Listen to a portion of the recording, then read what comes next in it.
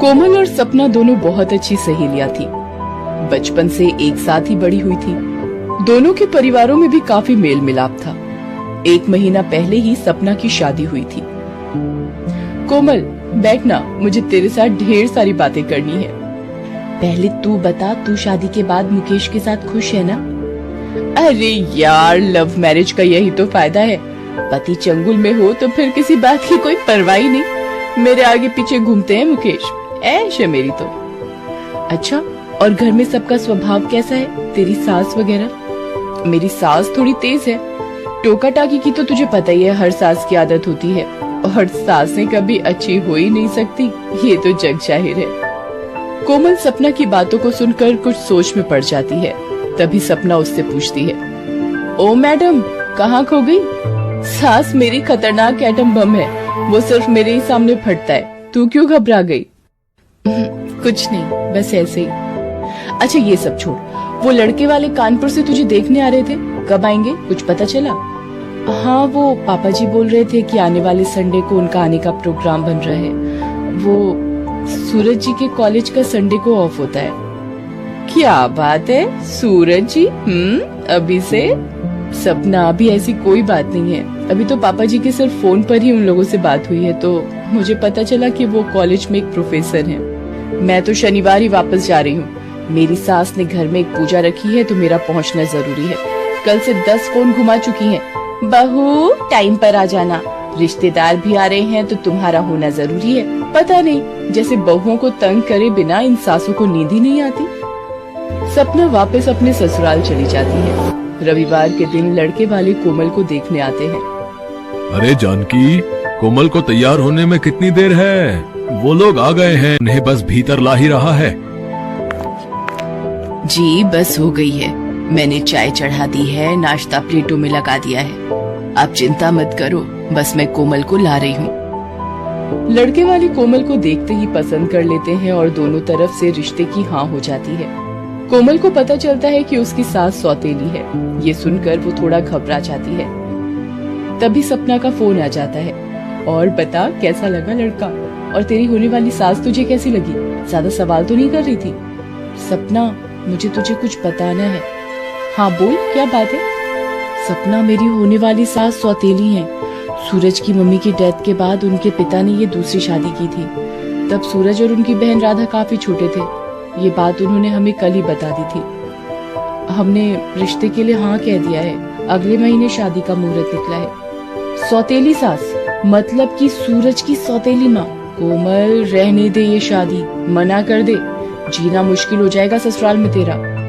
सूरज की ये सौतेली माँ पूरा घर कब्जे में लेकर बैठी होंगी, ये मैं तुझे लिख कर दे रही हूँ। तूने देख तो लिया ही होगा जब वो कल आई थी। नहीं सपना, वो कल नहीं आई, सिर्फ सूरज, उनके पापा और बहन जीजू ही आए थे। ये सब बातें सुनकर सपना थोड़ी हैरान हो जाती है। कोमल के मन में भी सास की एक अलग ही छवि बन चुकी थी। 1 महीने बाद कोमल की शादी हो जाती है और वो अपनी ससुराल पहुँचती है। कोमल भाभी, आप मुंह दिखाई में इनके हाथ से कुछ मत लेना। मैं और भाई भी इनसे ज्यादा मतलब नहीं रखते। राधा ठीक कह रही है। कोमल, तुम ज्यादा बात मत करना।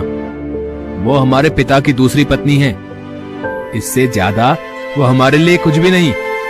कोमल चुपचाप सूरज और राधा की बातें सुनती रहती है। एक शाम कोमल अपने कमरे में होती है।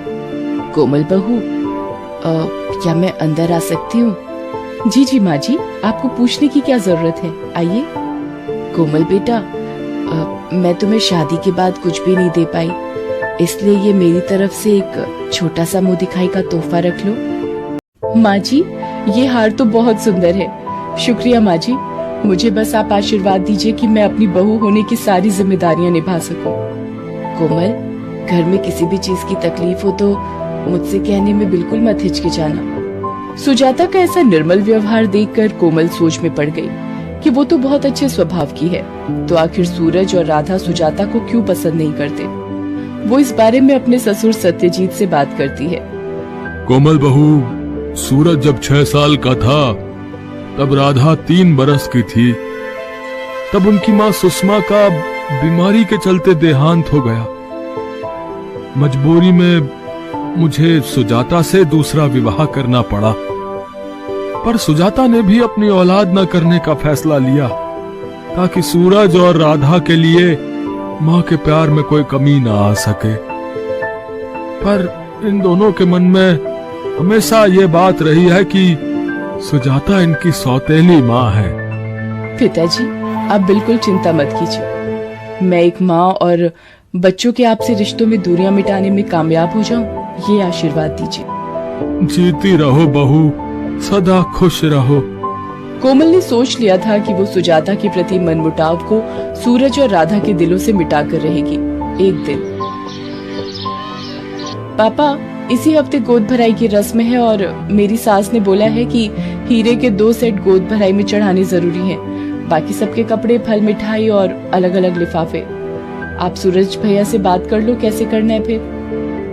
सत्यजीत सूरज से बात करता है। सूरज भी नौकरी पेशा था तो सैलरी में से इतना सब कुछ निकालना मुश्किल था।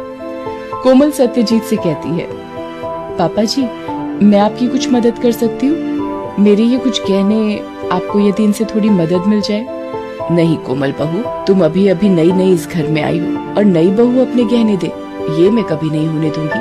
और मेरे होते हुए तुम्हें ये सब करने की कोई जरूरत नहीं है बेटा। सुनो जी, ये मेरे गहने, अब तो मैं इन्हें पहनती नहीं हूँ, ये देकर राधा बिटिया के लिए नए सेट बनवा दो। आप आज ही सुनार की दुकान पर चले जाओ, वो इसके बदले नए गहने दे देगा। सुजाता, काश सूरज और राधा भी तुम्हारे इस माँ के प्यार को समझ पाते।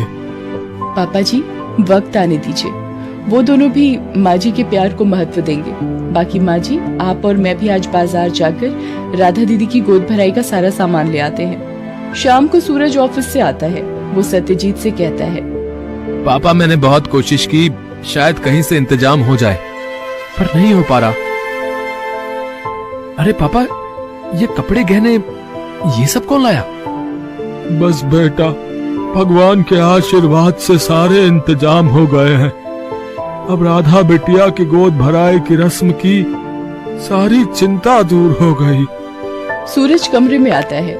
कोमल उसे बताती है, सूरज, ये सारे इंतजाम जो आप देख रहे हैं, ये सब माँ जी की वजह से संभव हुआ है। आज राधा दीदी की गोद भराई की सारी तैयारियां उन्होंने ही की हैं। कोमल सूरज को सारी बात बताती है कि सुजाता ने अपने सारे गहने बेच दिए हैं ताकि राधा की गोद भराई में कोई कमी ना आए। ये सब सुनकर सूरज सोच में पड़ जाता है। वो राधा को फोन पर सारी बात बताता है, जिसे सुनकर वो भी मायूस हो जाती है। अगले दिन सब राधा के घर पहुंचते हैं। लड़के के मायके के लोग भी गोद भराई की रस्म के लिए आइए। पंडित जी, मैं सबसे पहले अपने होने वाले बच्चे को उसकी नानी माँ का आशीर्वाद दिलवाना चाहती हूँ। सूरज भैया, माँ को लेकर मेरे पास आइए। माँ, चलो, आपकी बेटी आपको बुला रही है। बच्चों के मुंह से माँ सुनकर सुजाता की आंखों में खुशी के आंसू फूट पड़ते हैं।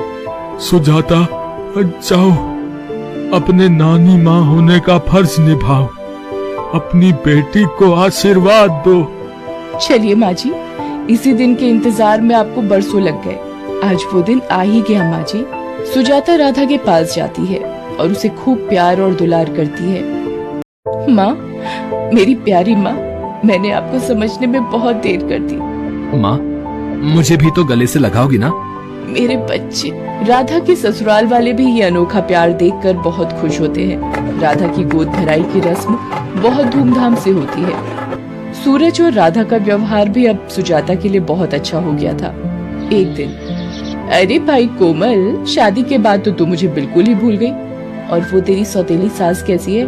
लगता है कुछ ज्यादा ही तंग करने वाली सास है तेरी, तभी तुझे फोन तक नहीं करने देती। सपना, मेरी सास जैसे लोग लाखों में एक मिलते हैं। शायद मैंने पिछले जन्म में अच्छे कर्म किए थे जो मुझे माँ जैसी सास मिली। वो तो एक देवी है, मेरी सास सबसे खास है। कोमल का इतना कहना था कि सपना इसके आगे कुछ भी ना बोल सकी और उसने फोन रख दिया। जैसे ही कोमल फोन रखकर पीछे मुड़ी, सुजाता वहीं खड़ी थी। सुजाता ने कोमल को गले से लगा लिया। कोमल ने साबित कर दिया था कि इंसान की पहचान बिना परखे कभी नहीं होती।